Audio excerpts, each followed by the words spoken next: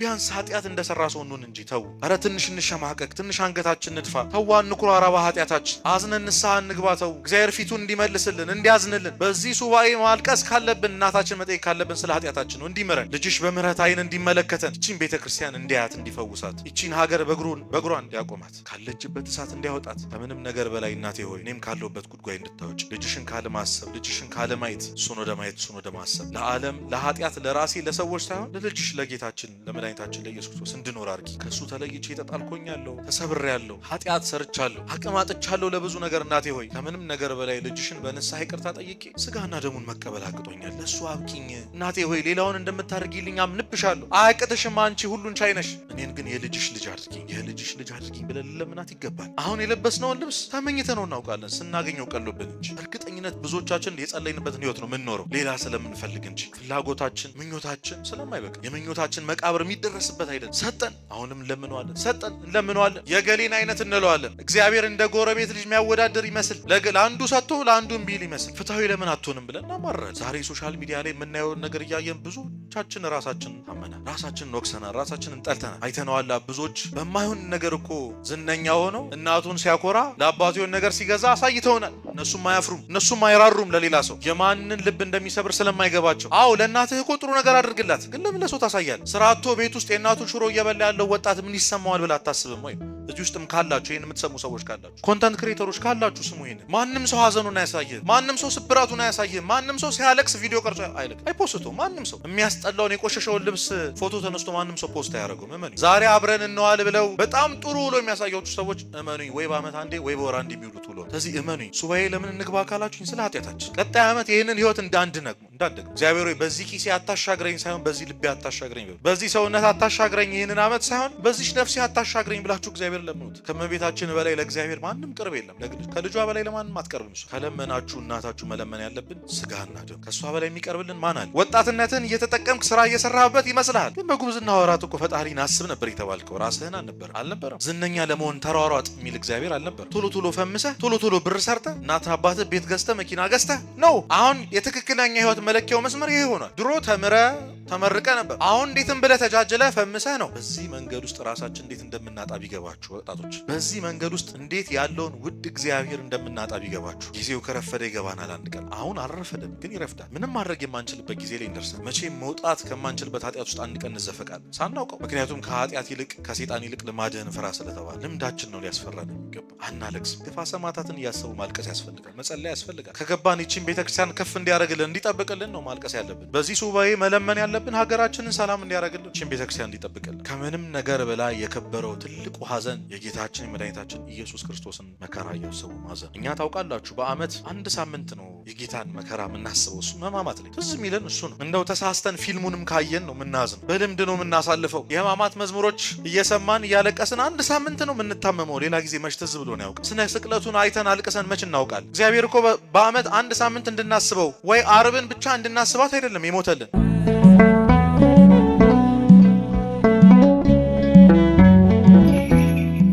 በስመ አብ ወወልድ ወመንፈስ ቅዱስ አሐዱ አምላክ አሜን። የተወደዳችሁ የእግዚአብሔር ቤተሰቦች፣ እመቤታችን የቅድስት ድንግል ማርያም የአስራት የበረከት ልጆች፣ በወደደን ባፈቀረን በጌታችን በመድኃኒታችን በኢየሱስ ክርስቶስ ሰላምታ ሰላም እላችኋለሁ። እንዴት ዋላችሁ? እንደምን እስከ ሰዓት ድረስ ቆያችሁ? አሜን። የአምላካችን የልዑል እግዚአብሔር ስም የተመሰገነ ይሁን። እግዚአብሔር ቢወድና ቢፈቅድ በአንድ ርዕሰ ጉዳይ እንነጋገራለን። በእኔና በእናንተ መሀል የሚኖረው ልዩነት የመቆምና የመቀመጥ ብቻ ነው። የሚያስተምር ማን ነው? እግዚአብሔር መካከላችን ተገኝቶ እንዲያስተምረን እንዲመክረን የሱ መልካም ፍቃድ ይሆንልን። በማቴዎስ ወንጌል ላይ የሚገኙ የክርስትና ዋና መሰረታዊ ትምህርቶችን የተማርንባቸው የተራራው ስብከት የተሰበከበት 3 ምዕራፎች አሉ። የማቴዎስ ወንጌል ምዕራፍ 5፣ ምዕራፍ 6 እና ምዕራፍ 7። እነዚህ 3ቱ ምዕራፎች የተራራው ስብከት ተብለው ይጠራሉ። ያን የተባለበትን ምክንያት ጌታችን መድኃኒታችን ኢየሱስ ክርስቶስ እዚህ ምድር ላይ በተመላለሰበት ባስተማረበት በኖረበት ዘመኑ በደብረ ዘይት ተራራ ላይ ቆሞ ህዝቡ ሁሉ ቁጭ ብሎ ያስተማራቸው ትምህርቶች ናቸው። እዚህ ትምህርት ላይ የክርስትናን ምንነት፣ እሱን ለመከተል ምን እንደሚያስፈልግ፣ እውነተኛ ህይወትን መኖር እንዴት እንዳለብን፣ ከሰው ጋር እንዴት መኖር እንዳለብን ብቻ ምን አለፋችሁ በሶስት ምዕራፎች ውስጥ በጣም እጅግ ብዙ ድንቅ የሆኑ ትምህርቶችን ክርስቶስ አስተምሮናል። ከዚህ መሃል የመጀመሪያው ምዕራፍ ላይ ምዕራፍ 5 ላይ አንቀጸ ብፁዓን ተብለው የሚጠሩ 9 አንቀጸ ብፁዓን ተገኝተዋል። እነሱን አስቀድሜ ያነብላችሁና ከዛም አንዱን አንስተን እንማማራለን። እግዚአብሔር ከኛ ጋር ይሁን። ህዝቡንም አይቶ ወደ ተራራ ወጣ። በተቀመጠም ጊዜ ደቀ መዛሙርቱ ወደ እርሱ ቀረቡ። አፉንም ከፍቶ አስተማራቸው እንዲህ እያለ፣ በመንፈስ ድሃዎች የሆኑ ብፁዓን ናቸው፣ መንግሥተ ሰማያት የእነርሱ ናትና። የሚያዝኑ ብፁዓን ናቸው፣ መጽናናትን ያገኛሉና። የዋሆች ብፁዓን ናቸው፣ ምድርን ይወርሳሉና። ጽድቅን የሚራቡና የሚጠሙ ብፁዓን ናቸው፣ ይጠግባሉና። የሚምሩ ብፁዓን ናቸው፣ ይማራሉና። ልበ ንጹሖች ብፁዓን ናቸው፣ እግዚአብሔርን ያዩታልና። የሚያስታርቁ ብፁዓን ናቸው፣ የእግዚአብሔር ልጆች ይባላሉና። ስለ ጽድቅ የሚሰደዱ ብፁዓን ናቸው፣ መንግሥተ ሰማያት የእነርሱ ናትና። ሲነቅፏችሁና ሲያሳድዷችሁ በእኔም ምክንያት ክፉን ሁሉ በውሸት ሲናገሩባችሁ ብፁዓን ናችሁ እያለ ስለ እነዚህ አንድ ሰው ምን ቢያደርግ ብፁዕ ይባላል፣ ከዛም በኋላ ደግሞ ምን ያገኛል የሚለውን ዘርዝሮ አስተምሮናል። እነዚህ ትምህርቶች እጅግ በጣም ሰፊ የሆነ ትምህርት አላቸው።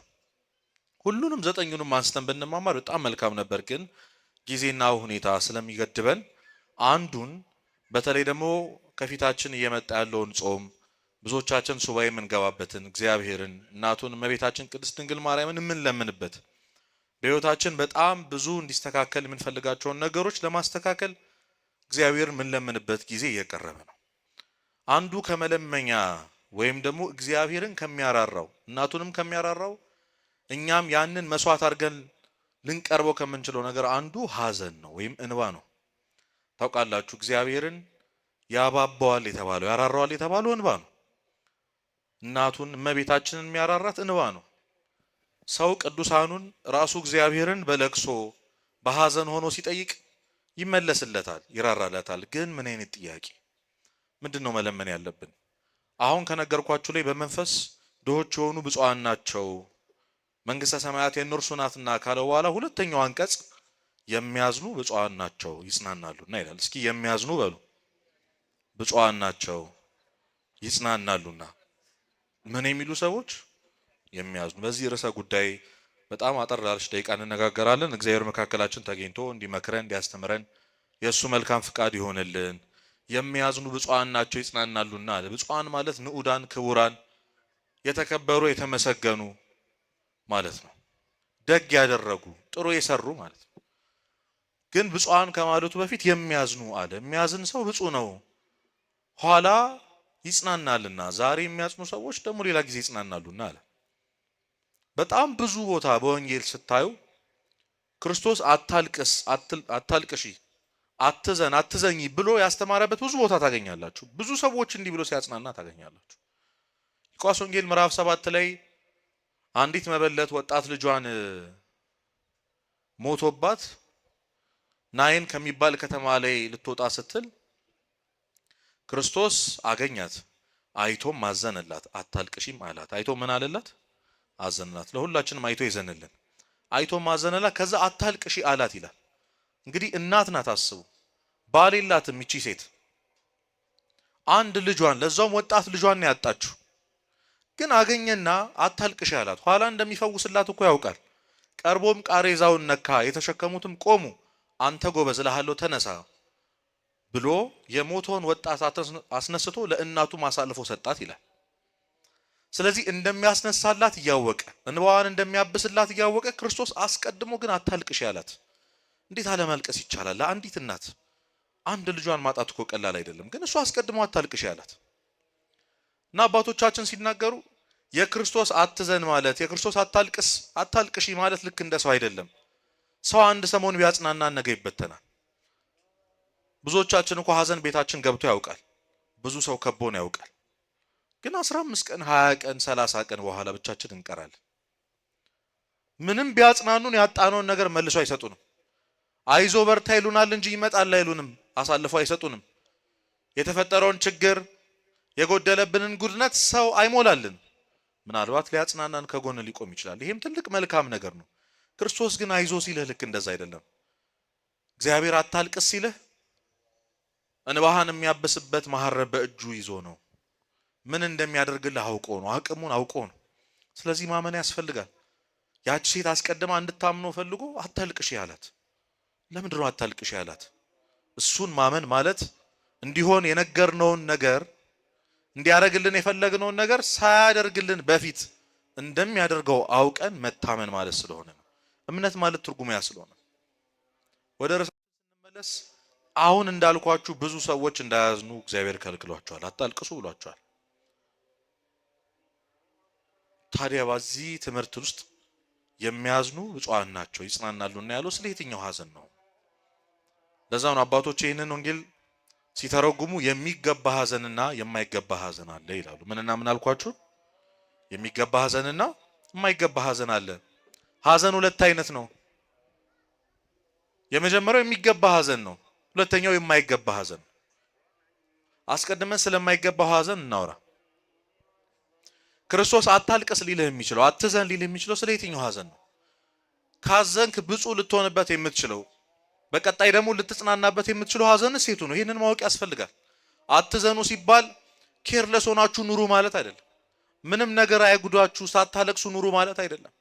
የማይረዳ አምላክ ስላልሆነ፣ ምክንያቱም ከኃጢአት በቀር ሁሉ እኛ ያሳለፍነው ነገር ሁሉ ያሳለፈ አምላክ ስለሆነ ይህንን ስለማንረዳ ነው። አንዳንድ ጊዜ እግዚአብሔር ከኛ የራቀ ይመስለናል። በሰማይ በዙፋን ተቀምጦ ከነገሮች ሁሉ ንጹህ ሆኖ ኃጢአት ስለማይሰራ ስለማይሰማው ስለማይጎዳ የምንለምነውን ነገር የሚሰማን ስሜት የምናሳልፈውን መጥፎ ሁኔታ የሚረዳ አይመስለንም። ክርስቶስ ግን በዚህ ምድር ሲመላለስ ወገኖች ያላሳለፈው ህመም የለም። ያልሰራው እኛ ከሰራ ነው እኛ ካደረግ ነው ያላለፈበት ብቸኛው ነገር ኃጢአት ብቻ ነው። በነገር ሁሉ ይግባባል ከኛ ጋር፣ ሁሉንም ነገር ይረዳናል። ቤተሰብ ማጣት ምን እንደሆነ ያውቀዋል። አባቱ ዮሴፍን በሞት አጥቶ ያውቃል። በሰው መገፋት ምን እንደሆነ ያውቃል። በወዳጅ መከዳት ምን እንደሆነ ያውቃል። መገለል ምን እንደሆነ ያውቃል። አለመሰማት ምን እንደሆነ ያውቃል። እመኑኝ አሁን ከምናሳልፈው አሁን በዚህ ጊዜ ይሄንን ቃል እግዚአብሔር በምንሰማበት ጊዜ እያሳለፍን ያለውን ህመም እግዚአብሔር የማይረዳችሁ እንዳይመስላችሁ፣ የማይረዳን እንዳይመስለን፣ ሁሉንም አልፎበት ያውቀዋል። አንዳንድ ጊዜ ሰዎችን ስንናገር አንተ ካላለፍክበት ሊገባህ አይችልም፣ አንተ ካልሆንከው ሊገባህ አይችልም ብለን እንናገራቸዋለን። እግዚአብሔር ግን ሆኖታል። ክርስቶስ ስለ እኛ ብሎ በኖረበት በስጋዊው ዘመን በኖረበት ጊዜ ሁሉንም ህመም አልፎታል። በድካማችን ሁሉም ይራራልን አምላክ ስለሆነ የሰውን ድካም አንተ ምን ትላለህ ተብሏል፣ ታውቃለህ ተብሏል። ስለዚህ ምን ሊያሳዝነን እንደሚችል ያውቃል። እንዲሁ በደፈናው ብድግ ብሎ አትዘኑ አይልም ክርስቶስ። ደስተኛ የሆናችሁ ኑሩ፣ ሊጎዳችሁ የሚችል ነገር የለም የሚል አምላክ አይደለም። የሚያስተምረውን የሚናገረውን የሚያውቅ አምላክ ነው። ግን አታልቅሱ ያለን ስለ የትኛው ነው? እዘኑስ ያለን ስለ የትኛው ነው? ለዛ ነው የማይገባ ሐዘን ያለው። የመጀመሪያው ሰው እናት አባት የለኝም እናት አባት ሞተብኝ ብሎ ከመጠን ያለፈ ሐዘን ሊያዝን አይገባም ይላል። ማን የለኝም ብሎ ሰው እናትና አባቱን አጥቶ ካላዘነ ምን አጥቶ ሊያዝን ነው? ግን ይላሉ አባቶች ሰው እናትና አባቱን አጥቶ ማዘን የለበትም። ከባድ ነው። ብዙዎቻችን የእናትና አባቶቻችን ሞት እንፈራለን። ያጣንም ደግሞ በብዙ ተሰብረናል። የአብዛኞቻችን ወጣቶች ህይወት ሌላ አቅጣጫ ያዘው ከእናታችን ሞት በኋላ ነው። ምናልባት በህይወት ያሉልን ሰዎችን ደግሞ እጅግ በጣም እንሳሳላቸዋለን፣ እንራራላቸዋለን። ግን የለኝም ብላችሁ አትዘኑ። እናት አባት ሞተብኝ ብለህ ከልክ ያለፈ ሐዘን አትዘን ይላል። ሁለተኛ እህት ወንድም የለኝም ብለህ ደግሞ አትዘን፣ ዘመድ አዝማድ የለኝም ብለህ አትዘን ይላል። ብዙ ለቤቱ ብቸኛ የሆነ ሰው ባለበት ሁኔታ ውስጥ ጓደኛ የሌለው ሰው፣ እህት ወንድም የሌለው ሰው፣ የሰው እህት አይተን እህት ቢኖረን፣ የሰው ወንድም አይተን ወንድም ቢኖረኝ ብለን ተመኝተን አዝነን እናውቃለን። የሚደግፈኝ የሚራራልኝ አይዞ የሚለኝ ከጎኔ የሚቆም እኮ ዘመድ አዝማድ የለኝም። እገሌስ አጎቷ አለ፣ እገሌስ አክስቷ አለችላት፣ አባት እናቱ ሀብታም ናቸው እነሱ ይረዷቸዋል፣ እኔ ማን ይረዳኛል ብለን ምናዝን ብዙ ሰዎች አለ። ስለሱም ልናዝን አልተፈቀደልንም። ሌላ ልጨምርላችሁ፣ ርስት ጉልት የለኝም ብላችሁ አትዘኑ ይላል መጽሐፍ ቅዱስ። ሀብት ንብረት የለኝም ብለህ አትዘን። ብዙዎቻችን የምናዝንበት ሐዘን፣ የምንጎዳበት ነገር አትዘኑ ይላል። ከኛ እድሜ በታች ያሉ ሰዎች እኮ እንዴት አይነት የቅንጦት ህይወት እንደሚኖሩ እያየን ራሳችን እያወዳደርን ጨለማ ውስጥ ምን እያለቀስን ምንውል ሰዎች አለ። ከኋላ ተነስተው ከኛ በፊት የተማሩ ከኛ ኋላ የተማሩ ሰዎች በአንድ ጊዜ በአንድ ጀንበር ተለውጦ ያየናቸው ሰዎች፣ ገሌ መኪና እየነዳ፣ ገሌ እንደዚህ አይነት ስልክ እየያዘ፣ ገሌ እንደዚህ አይነት ቤት ውስጥ እየኖረ የገዛ ጓደኞች አጠገብ ያሉ ሰዎች ሁሉ በኑሮ የተሻሻሉ ናቸው። እኔ ብቻ ነኝ በታች። ለልጆቼ የማወርሰው ነገር እንኳን የለኝም። የምኖረው የቤት ኪራይ ውስጥ ነው። ተበድሬ ነው የምኖረው። የሰው ፊት እያየው ነው የምኖረው። በገንዘብ ምክንያት የማያዝን ሰው አለ በዚህ ዘመን? ከዛስ በላይ የምንመኘው ነገር አለ? እውነት እድሉን ስላላገኘን ነው እንጂ እነዛ በጣም የቅንጦት ህይወት ነው የሚኖሩት። ስለ ሰው አያስቡም፣ ለሰው አይረዱም፣ ያላቸውን ገንዘብ በኃጢአት ነው የሚጠቀሙት ብለን የምናማቸውን ሰዎች እውነተኛ ያንን ገንዘብ ብናገኘው እንደዛ ነው ነበር። ለዛ ነው ቅዱስ ዮሐንስ አፈወርቅ በሰዎች ላይ አትፍረድ፣ አንተ እነሱ የሚሰሩትን ኃጢአት ያልሰራው እድሉን ስላላገኘ ነው አለ። ገንዘብ ቢኖረኝ ኖሮ ሰው አግዛለሁ፣ ሰው እረዳለሁ አትበል፣ እግዚአብሔር ስለሚያውቅ ነው ያልሰጠህ ብሏል። እና እናዝናለን፣ እንሰበራለን። እኔም አንድ ቀን ይወጣልኛል እንላለን፣ እንቆጫለን በጣም። ግን ክርስቶስ ተናገረ፣ ሀብት ርስት ጉልት የለኝም ብለህ አትዘን። ምን ማለት ነው? ሰው እናትና አባቱን አጥቶ ካላዘነ፣ ሰው እህት ወንድም የለኝም ብሎ ካላዘነ፣ ሰው ንብረት የለኝም ርስት የለኝም ጉልት የለኝም ብሎ ካላዘነ በምን ሊያዝን ነው ታዲያ? ቅድም ይረዳናል እያልከን አልነበር ወይ? በእነዚህ ምክንያቶች አትዘኑ ካለ እንግዲያውስ አትዘኑ ከማለት ይልቅ እነዚህን ችግሮች ቢያስተካክልና አይሻልም ወይ ልትሉ ይችላላችሁ። ግን እናት አባት የለኝም ብላችሁ አትዘኑ። እንደ እናት እንደ አባት ቅድስት ሥላሴ አሉና የሉም? ምእመናን አሉ። ስለሚመስለን እኮ ነው። በእናትና በአባቶቻችን ጥረት የተነሳ ያደግን ስለሚመስለን፣ እነሱ ያሳደጉን፣ እነሱ ያበሉን። አሁን እነሱ ናቸው። ግን እመኑኝ፣ ወላጅነት ማለት የእግዚአብሔር ለልጆቹ ሞግዚት መሆን ማለት ነው። ወላጆች ካላችሁ ይህን ማወቅ አለባችሁ። ልጅህ ያንተ አይደለም፣ የማን ነው? የእግዚአብሔር ነው። እግዚአብሔር አደራ ያሰጥቶህ ነው። እግዚአብሔር አደራ ሰጥቶሽ ነው። ሞግዚት እንድንሆናቸው፣ እንድንንከባከባቸው፣ ከእግዚአብሔር ያገኘነውን ነገር ለነሱ እንድናረግላቸው ነው የመደበን። እና ሰው እናቴን አጣ ወዴ ሊሄድ ነው ይላል። እናት የሆነውን እግዚአብሔር ግን አይቶ አያውቅም። አባቴ እኮ በሕይወት የለም ማንም አጠገቤ የለም ይላል። ግን እንደ አባት ያኖረውን እግዚአብሔር አይቶ አያውቅም። እናት አባቶቻችን ያደረጉን ነገሮች እኮ በየጊዜው ያስታውሱናል። ለምን እንረሳለን? ያስታውሱናል። ያደረኩልህን አታውቅም እኔ ላንተ ብዬ ብለው ተቆጥቷቸው አያውቁም? ብዙ ጊዜ የትኛውም ቤተሰብ እያንዳንዱ እያደረገልን ያለውን ነገር እያስታወሰ ነው የሚያደርግልን አብዛኛው። አዎ ቸር ናቸው እናትና አባቶቻችን። እግዚአብሔር ወላጆቻችን ይጠብቅልን። ግን ቢያንስ ያስታውሱናል። ቢያንስ ውለታ እንዳለብን እንዲሰማን ያደርጉናል። እኛም ይሰማናል። ለእናቴ መድረስ አለብኝ፣ ለአባቴ መድረስ አለብኝ፣ እንደዛ ሆነ አሳደገኝ፣ እንደዛ ሆኖ አሳደገኝ እንላለን። እኛ በየደቂቃው በየሰከንዱ ምን ተነፈሰውን ትንፋሽ የሰጠን እግዚአብሔር ግን አንድ ቀን አሳቆን አያውቅም። ይሄን የምሰጥ እኔ ነኝ እሺ እያለ የሰጣችሁ እግዚአብሔር አለ። ታስታውሳላችሁ? እንደዛ ሲል እግዚአብሔር በእያንዳንዱ ትንፋሽ እግዚአብሔር እግዚአብሔር እንድትሉ አድርጓችሁ ያውቃል? አያውቅም። አያውቅም። አባት ሲሆነን እስከዛሬ ከስንት ነገር ጠብቆ አሁን ላለንበት እድሜ ያደረገን እግዚአብሔር እሱ እንደሆነ እንድናስብ ራሱ አድርጎ አያውቅም። በፍቅር እንድንመጣ ብቻ ነው የሚፈልገው። ነፍጎ ማሳየት ይችል ነበር። ብዙዎች እኮ የጤናን ዋጋ ያወቁት ሲታመሙ ናቸው።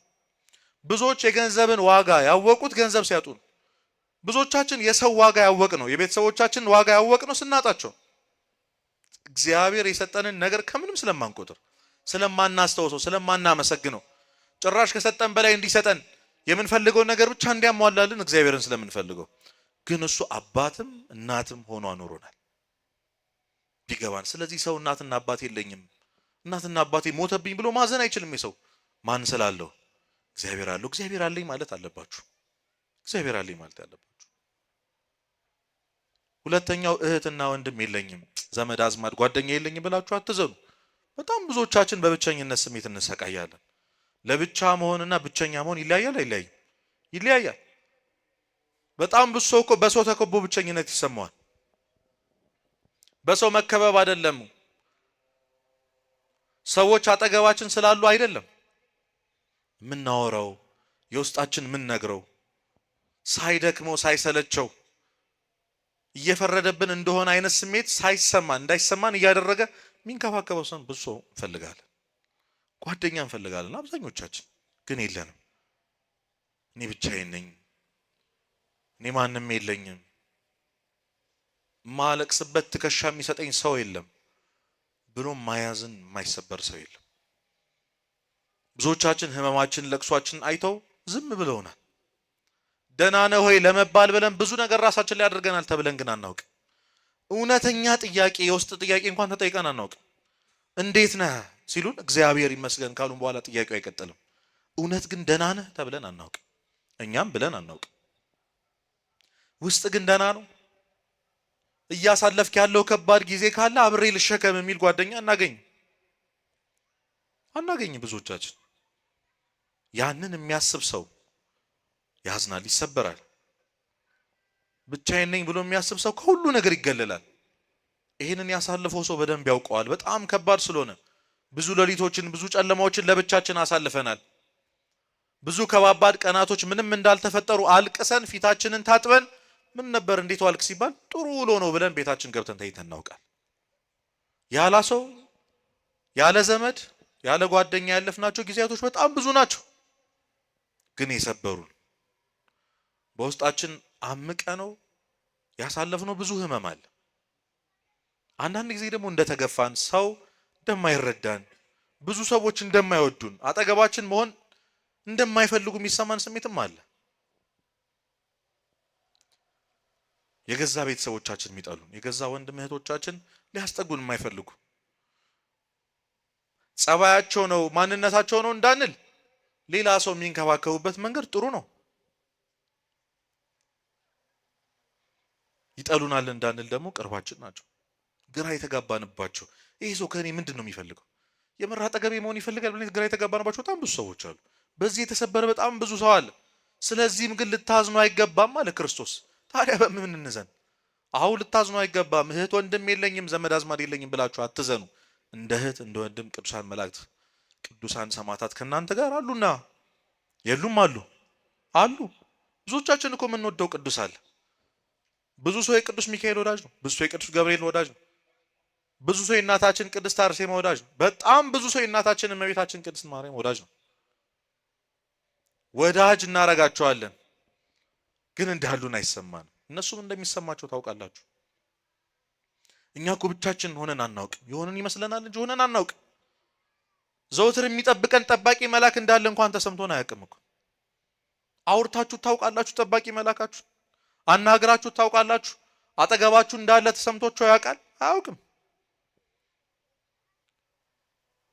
ገልብጠን ስናየው እኮ እኛም አለንለት ብለን የምናስበው ሰው አለ፣ አለንለት ብለን የምናስበው ጓደኛ አለን፣ ብዙ ወዳጅ አለን፣ እናት አባት አለን፣ እህት ወንድም አለን። እስከ ህይወታችን ፍጻሜ ድረስ ልንታመንላቸው ምንችል ማለት እስከ ሞት ድረስ ይሄድለታለሁ ብለን የምናስብለት ሰው አለ አይደል? በጣም የምንወደው የምንንከባከበው። አንዳንድ ጊዜ በጣም በብዙ ችግር ሆነን እነሱን አስቀድመን የረዳናቸው ሁላችንም የምንወዳቸው ሰዎች አሉ። አስቧቸው፣ እነዛ ሰዎች ለብቻቸው ሆነው ከሆነ ሰው ጋር እኔ እኮ ማንም የለኝም ብቸኛ ነኝ የሚያግዘኝ የለም ሲሉ ብትሰማችሁ አይከፋችሁ? ይከፋል እንዴ? እኔ ሳትሉ ያስብላል እኮ። እግዚአብሔርም እንደዛ ነው የሚለው። እኔ የት ሄጄ ነው ብቸኛነት ቢሰማችሁ ይላል። ዘወትር እንዲጠብቅ የምትለምነው ያ ቅዱስ መልአክ ወዳጅህ እኔ ሴት ሄዴ ነው ይላል። ከምንም ነገር በላይ መሸሸጊያ ያረግናት። ስናለቅስ፣ ስናዝን፣ ከሰው ስንጣላ፣ ምንም ሲጎልብን ሄደን ቀሚሷ ስር ተደፍተን የምናለቅስለት እናታችን እመቤታችን እኔ ሴት ሄጄ ነው አትለንም ወይ? በብዙ ጨለማ ውስጥ ስናልፍ አብሮን የነበረው እግዚአብሔር አይታዘብንም? ሰው ብቻውን ሊሆን አይችልም። ሰው እግዚአብሔር እስካለው ድረስ ምንም የለኝም ማለት አይችልም። ሰው እግዚአብሔር እስከወደደው ድረስ በሰው በመጣላቱ ሊከፋ አይገባም። ለምን? እግዚአብሔር ያለው ሁሉ ስላለው። እግዚአብሔር አለልኝ እንደማለት፣ ማንም ቢጠላኝ እግዚአብሔር ይወደኛል እንደማለት ትልቅ ተስፋ የሚሰጥ ነገር የለም። አታስታውሱም? ቅዱስ ዮሴፍን በ11ዱም ወንድሞቹ የሚጠላው አስቡት። በገዛ ወንድማችሁ በገዛ ቤተሰባችሁ መጠላት። ቤቱ ስትገቡ ምነው ባልገባ ምነው ባልመጣ አይነት ፊት እያያችሁ ስትኖሩ። ቅዱስ ዮሴፍ ግን የተረጋጋ ሰው ነበር። በጣም በፍቅር ነበር የሚያናግራቸው። ያየውን ህልም እንኳን እየሄደ በጣም በደስታ ይነግራቸው ነበር። እነሱ ግን ጥላቻቸው ይጨምር ነበር። ገና ከሩቅ ሲያዩት በጣም ርቦት በጣም ተጠምቶ ለነሱ የተላከውን ስንቅ ከሚበላ ብሎ ታምኖላቸው ስለሚወዳቸው ለወንድሞቹ ለዛው ለሚጠሉት ወንድሞቹ መንገድ ጠፍቶት ተንከራቶ ሲያገኛቸው ወንድሞቼን አገኘው ረቧቸው ነበር ሊበሉ ነው በእኔ ምክንያት ብሎ ሲደሰት፣ እነሱ ግን ከሩቅ ሆነው ሊገሉት ይማከሩ ነበር። አንድ አባት ሲናገር ይሄ መንገድ ፍቅር ወደ ጥላቻ ያደረገው ጉዞ ነው ይላሉ። ፍቅር ወዴት ያደረገው? እነሱ ሊገሉት እያሰቡ እሱ ሊያበላቸው ወደ እነሱ ሄድ ነበር። የገዛ ወንድማችን ደም እጃችን ላይ ከሚፈስ ብለው ልብሱን ገፈው ወደ ጉድጓድ ጣሉት።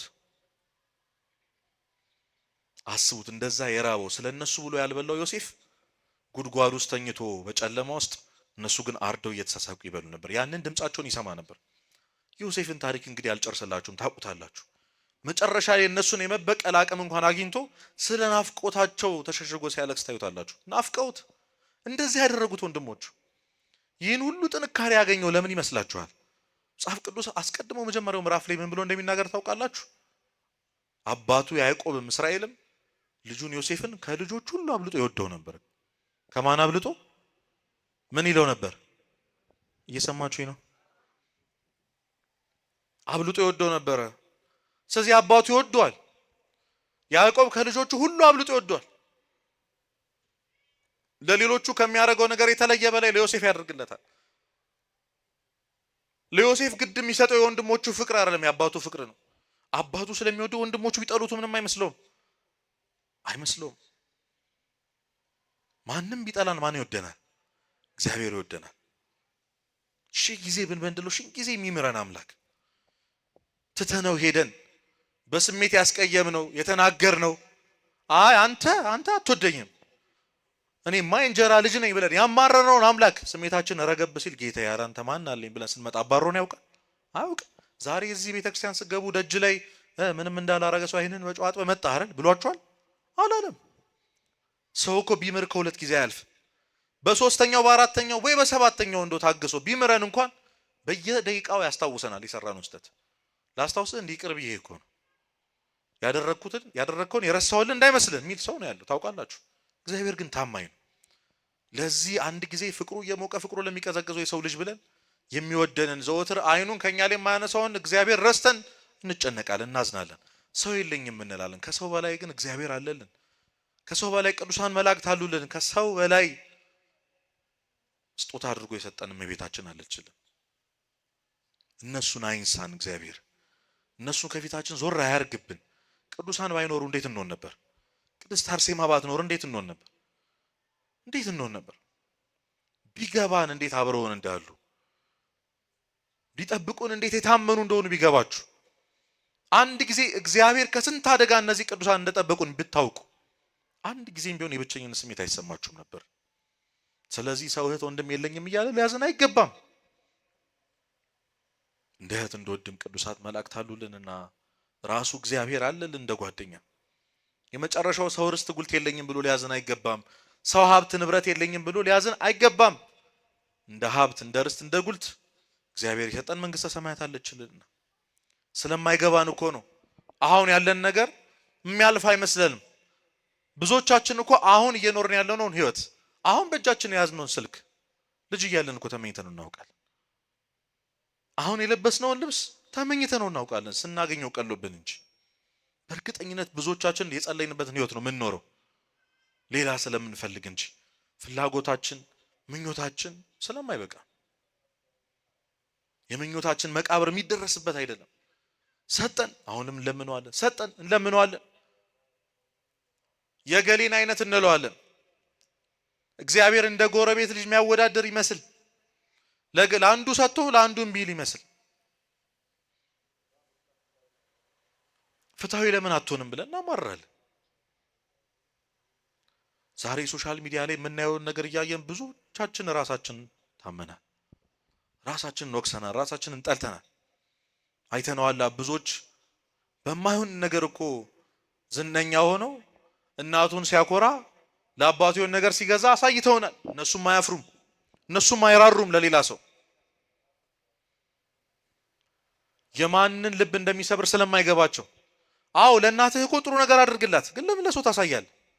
ስራቶ ቤት ውስጥ የእናቱን ሽሮ እየበላ ያለው ወጣት ምን ይሰማዋል ብለህ አታስብም? ወይም እዚህ ውስጥም ካላችሁ ይሄን የምትሰሙ ሰዎች ካላችሁ፣ ኮንተንት ክሬተሮች ካላችሁ ስሙ ይሄንን።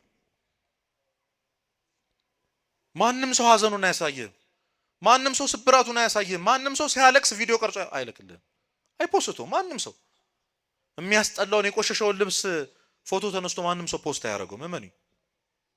ዛሬ አብረን እንዋል ብለው በጣም ጥሩ ውሎ የሚያሳያችሁ ሰዎች እመኑኝ፣ ወይ በአመት አንዴ ወይ በወር አንዴ የሚውሉት ውሎ ነው። እንዳይመስላችሁ፣ እንዳትሸወዱ ወጣቶች። የእነሱን ህይወት እያየ ከራስ ጋር እያወዳደር ካትሰበር። ገና በ20 ምናምን አመቱ መኪና እኮ ገዛ ብለህ አትሰበር።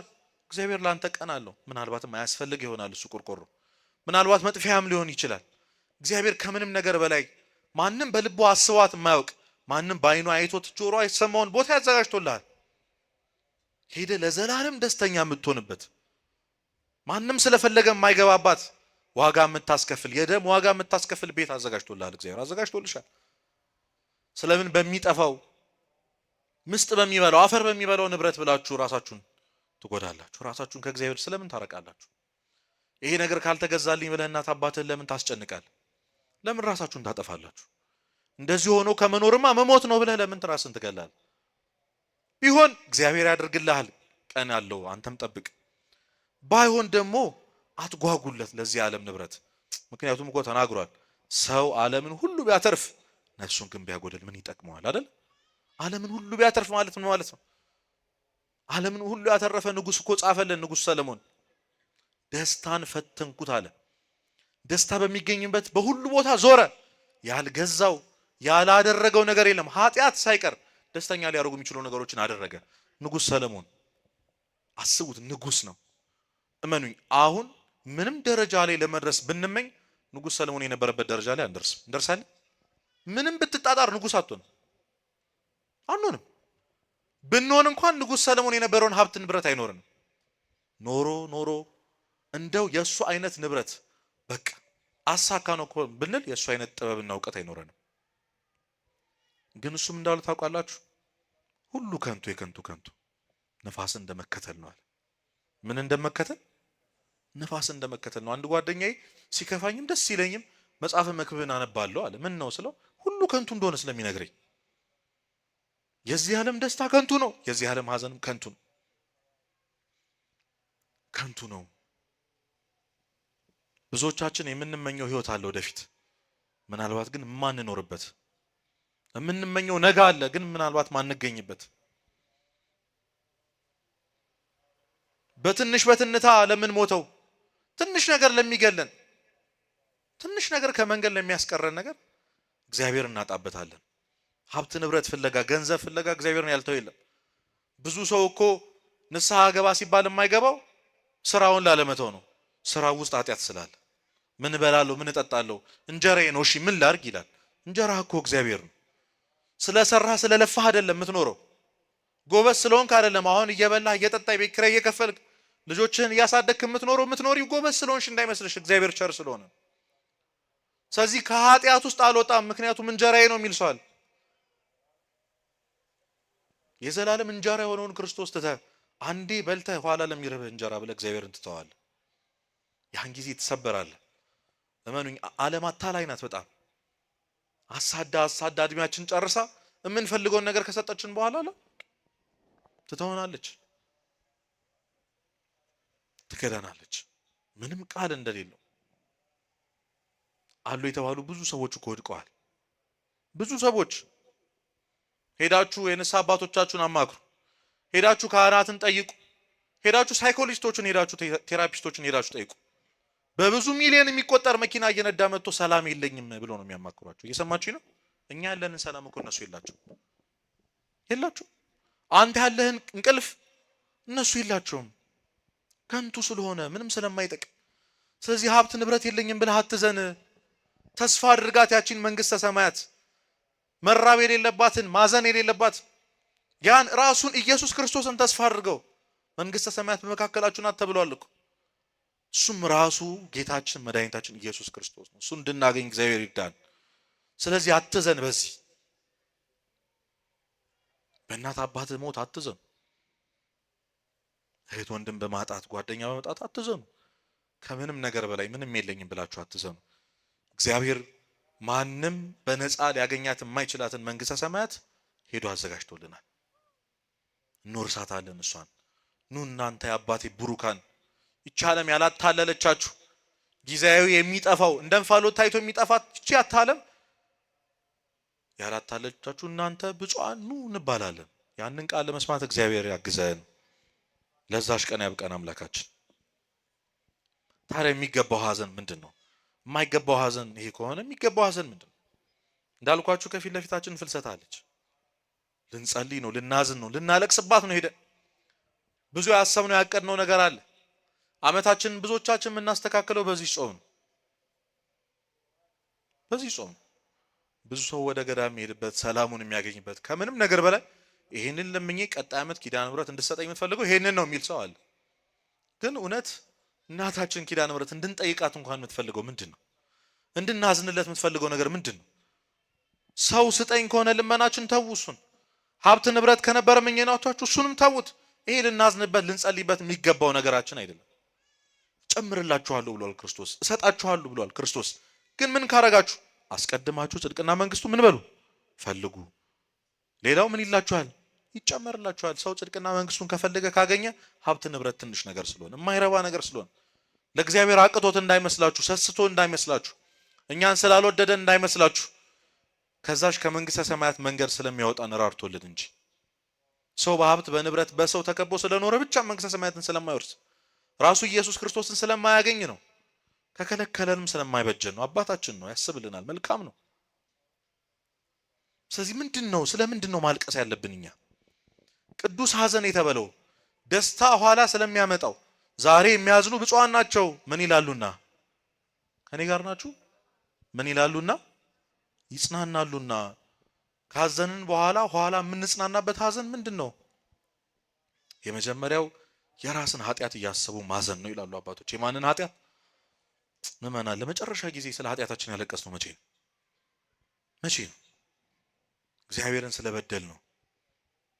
እቺን ቤተክርስቲያን ስለበደልናት፣ ከተፈጠርንበት ዓላማ ስለወጣን፣ አታርጉ የተባለውን ነገር ስላደረግን ለመጨረሻ ጊዜ አዝነን ተሰብረን ያለቀስነው እግዚአብሔር ፊት መቼ ነው?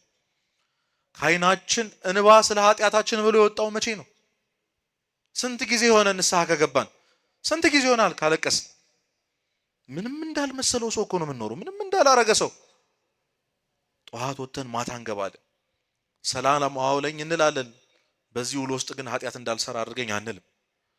እግዚአብሔርን ስለመበደል ስላለመበደል የምናስበው ነገር የለም። የምንሯሯጠው ለሆዳችን ነው። ገብተን የምንወጣው ቤታችን ለመሙላት ነው። እስቲ ከእናንተ መሃል እግዚአብሔር ሆይ የሚያስደስት ምንድን ነው ብሎ ጥያቄ የሆነበት ሰው ማን ነው? በድያለሁ፣ አንተ እንደምታየኝ አይቼ አላውቅም፣ አንተ ትኩረት እንደምትሰጠኝ እኔ ሰጥቼ አላውቅም። ጌታ ሆይ ማድረግ ያለብን ሁሉ አድርገሃል። እስከ መስቀል እስከ ሞት ድረስ ወደኸኛል። ጌታ ሆይ አንተ ሞተህልኛል፣ እኔ ግን ልኖርልህ አልቻልኩም ብለን አልቅሰን የምናውቀው መቼ ነው?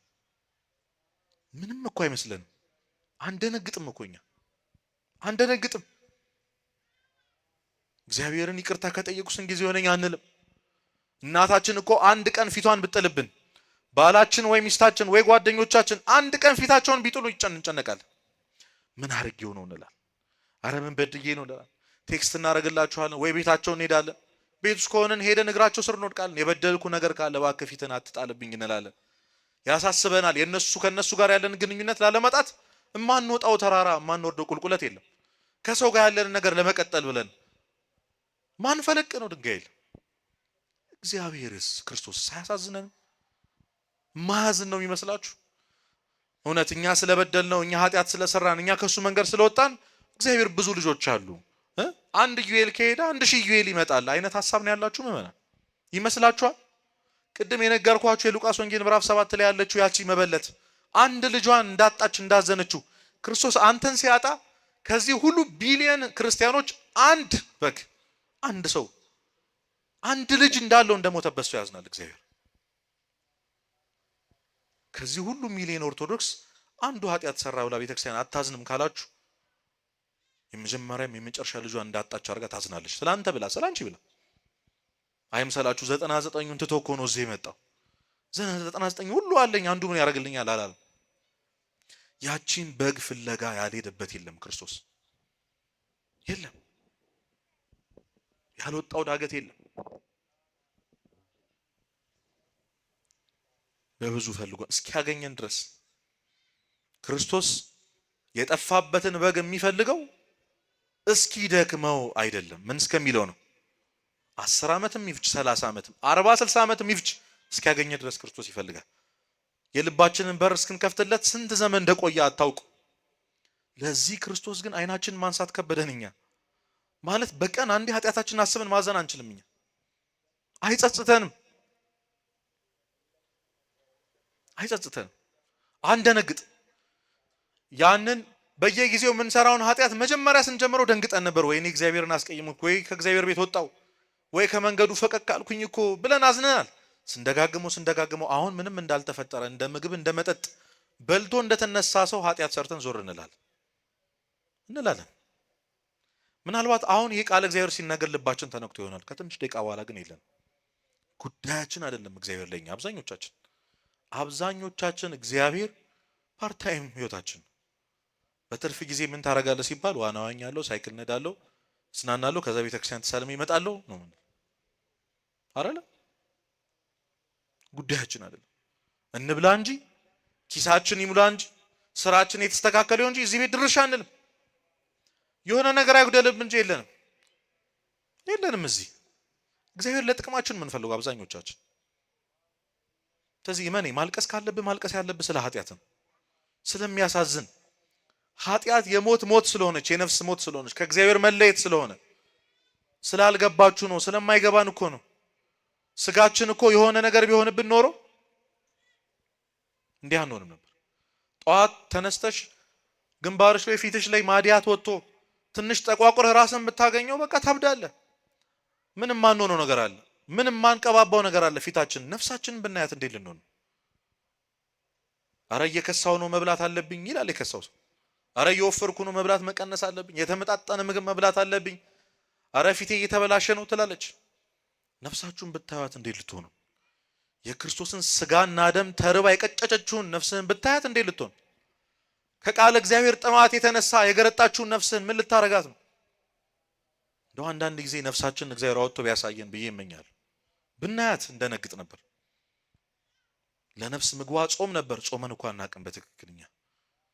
የነፍስ መጠጧ እኮ የእግዚአብሔር ቃል ነው። አጠጥተናት አናውቅም። ነፍሳችሁ የተመገበችው ወገኖቼ ለመጨረሻ ጊዜ ቆረባችሁ ቀን ነው። መቼ ነው መጨረሻ ጊዜ ቆረባችሁት? ምናልባት ልጅ እያለን፣ ምናልባት የዛሬ 5 ዓመት ባትበላ ሰውነት ምን አይነት ሊመስል እንደሚችል አስበው ታውቃለህ? አስበሽው ታውቂያለሽ? 5 ዓመት ባትበሉ ምናልባት 20 ምናምን ዓመት፣ አብዛኞቻችን 10 ምናምን ዓመት ልጅ እያለን ስለቆረብ ነፍስህ ለመጨረሻ ጊዜ የበላችሁ ለመጨረሻ ጊዜ ቆረብክ ቀን ነው። ይሄ አያሳዝንም? ይሄ አያስለቅስም? የኖረልንን እግዚአብሔር ባለመኖራችን ባለማስተዋላችን። እኛ እኮ የጓደኞቻችን የልደት ቀኑ እንኳን ተወለድ ካላልኩትም ብለን እኮ የምንከፋ ሰዎች ነን። ወይኔ ምን አይነት ሰው ነን እኮ ምንል ሰው። የእግዚአብሔርን በዓላት እሱ የሚወዳቸውን ቀናቶች ሳናከብራቸው ተኝተን ውለን ጠዋት 2 ሰዓት 3 ሰዓት መተን ተሳልመን ምንም አይሰማን ሰዎች። ዛሬ እኮ ቤተክርስቲያን አልሄድኩም ምን ሆኜ ነው ምንል ሰዎች የለም። ስራ መቅረት ግን በጣም ያሳስበናል። ለምን? ገንዘብ ስላለው። እግዚአብሔር ግን ህይወቱን ነው የሰጠ። ስለዚህ እመኑኝ፣ ሱባኤ ለምን እንግባ ካላችሁኝ ስለ ኃጢአታችን ቀጣይ ዓመት ይህንን ህይወት እንዳንደግም እግዚአብሔር ሆይ በዚህ ኪሴ አታሻግረኝ ሳይሆን በዚህ ልቤ አታሻግረኝ በሉ። በዚህ ሰውነት አታሻግረኝ ይህንን ዓመት ሳይሆን በዚህ ነፍሴ አታሻግረኝ ብላችሁ እግዚአብሔር ለምኑት። ከመቤታችን በላይ ለእግዚአብሔር ማንም ቅርብ የለም። ከልጇ በላይ ለማንም አትቀርብም እሷ። ከለመናችሁ እናታችሁ መለመን ያለብን ስጋና ደሙን ነው። ከሷ በላይ የሚቀርብልን ማን አለ? እየሰማችሁኝ ነው? ከሷ በላይ የሚቀርበው ማናል? ለኛስ ከሷ በላይ የሚቀርበናል? እመኑኝ ሀብት ንብረቱን ትሰጣናለች፣ አታስቡ። ብዙ ሰው ኪዳነ ምሕረት ስለቴን ሰማችኝ ይላል። አዎ ትሰማሃለች፣ ግን ለስለት ነው እሷ ጋር የምትሄደው። ሩህሩህ ናት እኮ አዎ፣ ግን ለልጇ ትራራለች። እመኑኝ እዚህ ምድር ላይ እንደ ክርስቶስ የተሰቃየ እንደ እናቱ ምን ያለ የለም፣ ያዘነ የለም። በሱ ህመም እንደሷ የተጎዳ የለም። አንድ ነገር ልንገራችሁ አባቶች፣ አንተ አንድ ኃጢአት ስትሰራ የክርስቶስ ህመም ላይ አንድ ህመም እየጨመርክ ነው። ድጋሚ እየገረፍከው ነው። የእሾህ አክሊሉ ላይ ድጋሚ እሾህ እየጨመርክ ነው። ችንካሩን ድጋሚ እየመታኸው ነው። ያንን ስታወርግ ድጋሚ ክርስቶስን ስትሰቅለው በኃጢአት መስቀል ላይ ስታውለውና ስታሳምመው በልጇ ህመም የምታዝን እናት አለች የለችም? አለች የለችም? ስለዚህ በእያንዳንዱ ኃጢአታችን የምናሳዝነው እግዚአብሔርን ብቻ አይደለም ቅዱሳኑን ነው፣ ከምንም ነገር በላይ ደግሞ እናቱን ነው። ስለዚህ ኪዳነ ምሕረትን የምንወዳት ከሆነ እውነት ልታረግልን የምትፈልገው ነገር ካለ ማድረግ ካለባትም የልጇን ስጋና ደም እንድትሰጠን እሱ ይቅር እንዲለን እንድታማልደን ነው ማድረግ ያለብን። እመኑኝ ያንን ነው መጠየቅ ያለብን እሷን። ስለ ኃጢአታችን ነው ካለቀስን ማልቀስ ያለብን። ማዘን ያለብን ስለ እሱ። ልጅሽን መበደል እሱን በድዬ አንቺን ማሳዘን በቃኝ። አዎ እወድሻለሁ፣ አዎ አከብርሻለሁ፣ አዎ እዘክርሻለሁ፣ እናቴ እጅግ በጣም እወድሻለሁ፣ ግን ልጅሽንም እንደወደድሽ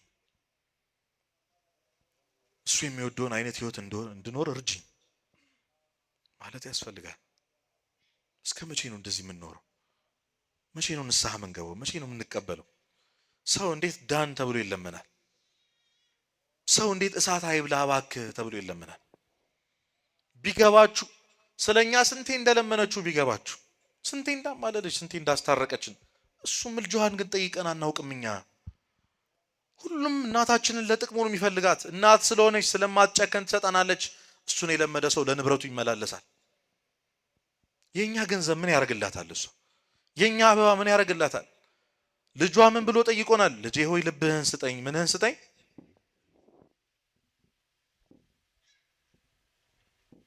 ምንህን ስጠኝ?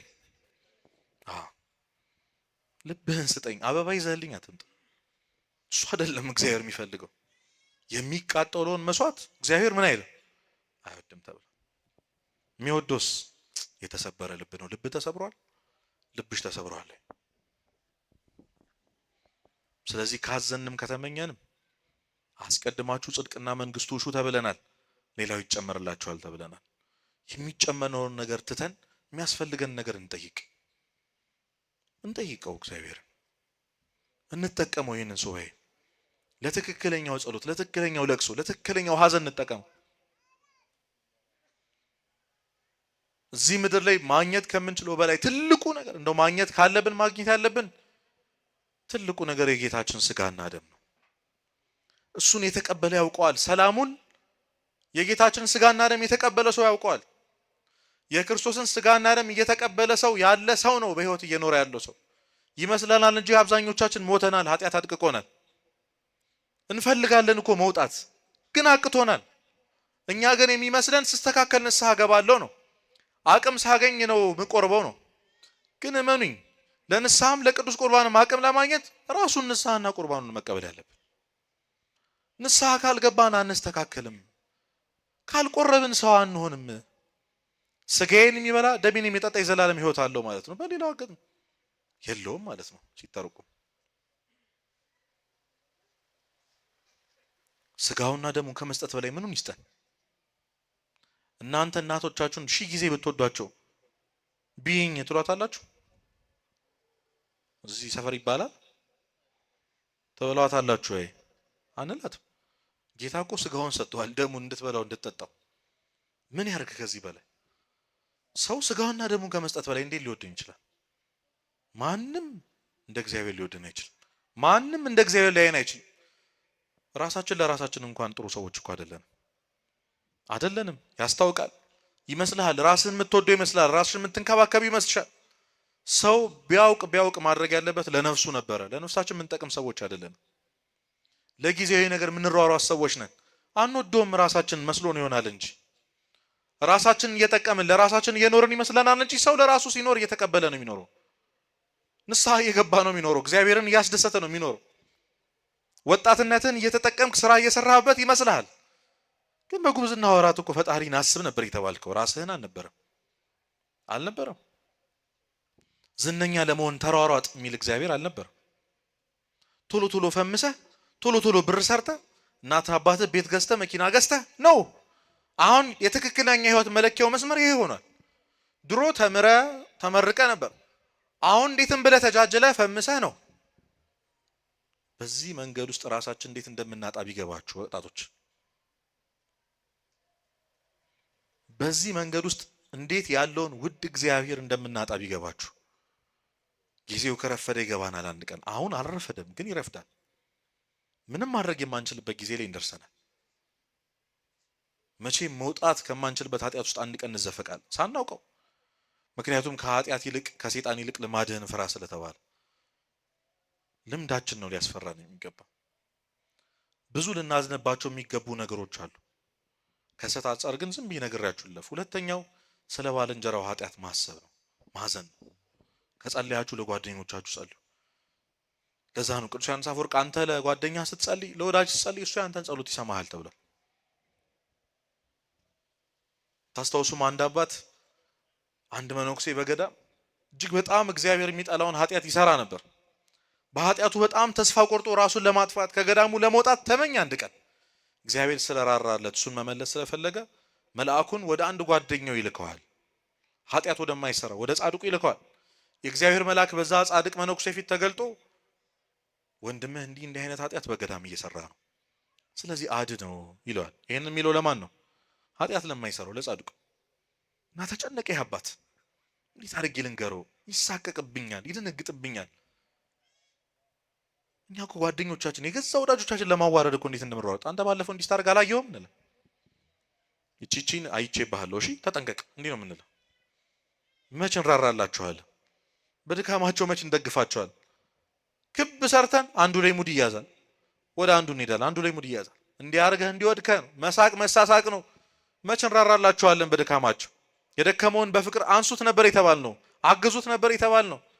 መተረብ ነው የለመድነው እኛ። የአባት ግን ተሳቀቀ። ኃጢአቱን ከሰው ደብቆ ከሰው ሰውሮ የሚሰራውን የሚሳቀቅበትን ኃጢአት ሄጄ እንዴት ልንገረው? እንዴት አቀባሃለሁ? የእግዚአብሔር መልአክ እንዴት ነገረኝ እለዋለሁ ብሎ ተሳቀቀ። ሲያስብ አንድ መፍትሄ አገኘ። ሄደ ወደሱ። አባቴ ሆይ እንዴት አለ? እግዚአብሔር ይመስገን፣ በእንደዚህ አይነት ኃጢአት እየተፈተንኩ ነው አለው። ማን ነው ይሄንን ያለው? ጻድቁ ነው። ይሰማችሁ ነው? የገባችሁ ነው ታሪኩ?